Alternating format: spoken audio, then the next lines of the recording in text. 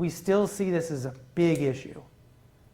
At my company, if you were late, so meetings at 9 a.m., by 9:01 we're starting, you come rolling in after that, you had to sing a song. We got to pick the song. And that happened to me one time as the CEO. I rolled in at 9:02 and they were like, we have already been talking about the song you're going to sing. And let me tell you, I am not a good singer. I can play a little guitar, but nobody wants me singing, not even Happy Birthday, okay? And so I had to do it. And it would happen about once every 5 or 6 months, someone in the company would end up singing, and guess what? All the other meetings always started on time. Always. Now, maybe that won't work at your company. That's okay. Come up with something else. What's something fun and a little bit socially awkward? Maybe they have to recite a poem. Maybe they have to do something else, or maybe get up and tell everybody about, how they met their spouse. I mean, something embarrassing or whatever. But how do you kind of socially engineer that people need to be there on time? Because if you're not on time, you're 5 minutes late all the time, you take all those people's salaries and all those meetings combined over an entire year, how much money did you waste? How much time did you waste? If you're the leader and you're the one always showing up late, you're telling everyone else, I don't care about your time. My time is more important than yours. That will never help us create a great culture or get people to be fully engaged, right? They're all busy too. We show up on time, we get our thing done, okay? And we make sure that everyone knows what they're supposed to do in the meeting. Is someone supposed to take notes?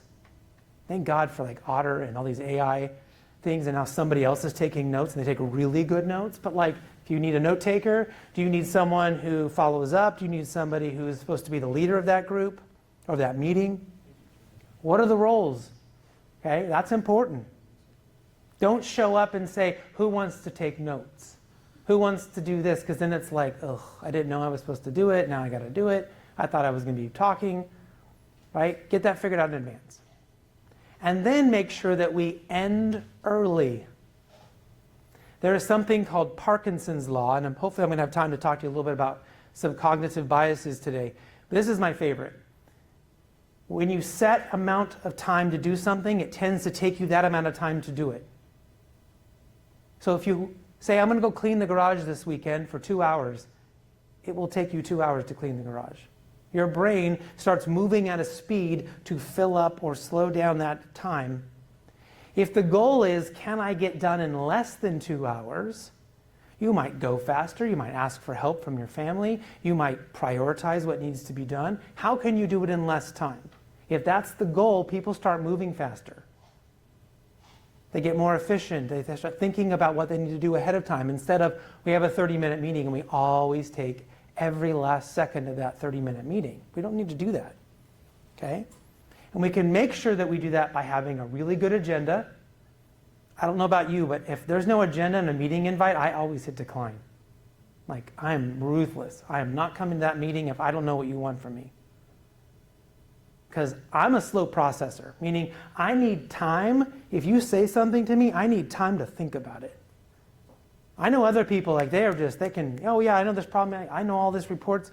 I'm like, could we do it this way, or could we do it? So I start thinking about how we could do something, but I need time.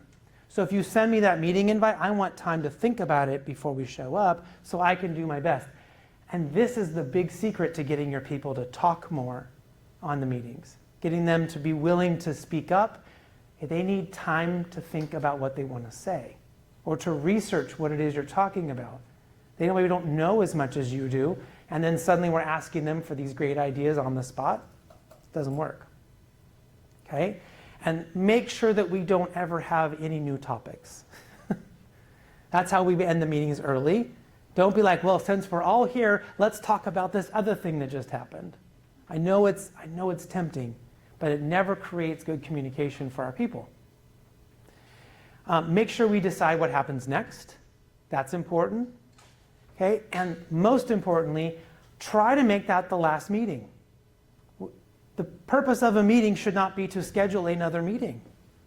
We get in habits sometimes. I've been in projects where it felt like we kept meeting, and then the meeting got canceled for some reason, and we never rescheduled it, and that was finally how it died. Right? Like finally, it just didn't ever get rescheduled. The goal should be, if we need to meet, cool. But at the end of that meeting, do we really need to meet again, or are we okay now?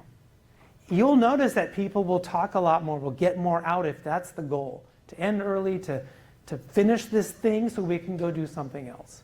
Okay? Anyone who's ever been kind of impacted or studied Scrum and Agile might know that there's a lot of that framework in there. Right? We're designed to talk about it and to do a retrospective and to talk about what worked and to end something before we go begin something else. But for the average person, that's not in their vernacular. They're not thinking that way. And we end up perpetuating meetings forever. Okay? Now, to create good meetings, we need to create signposts. One of the biggest challenges we saw during the pandemic was that people didn't know what this meeting was and what we were supposed to do. If we all work at the same company and I see you walk in the door late the last 3 days and it looks like you've been crying, I know maybe there's something wrong. I can go talk to you. If I see that you are supposed to go talk to my boss and I see you went into my boss's office and now I get to go talk to my boss because I figured you two have talked, that's a signpost. I know that I'm allowed now to go and do that. When we're working in different locations and remote and hybrid and all over, we have no idea. We don't know when we're supposed to do the thing we're supposed to do. And when we end up guessing and we end up trying to find out in that meeting, are we allowed to brainstorm this? Is this the time we talk about what we're doing now? So we need to be really intentional. Is this meeting a check-in? Is it a daily stand-up? Is this when we tell each other what we're doing?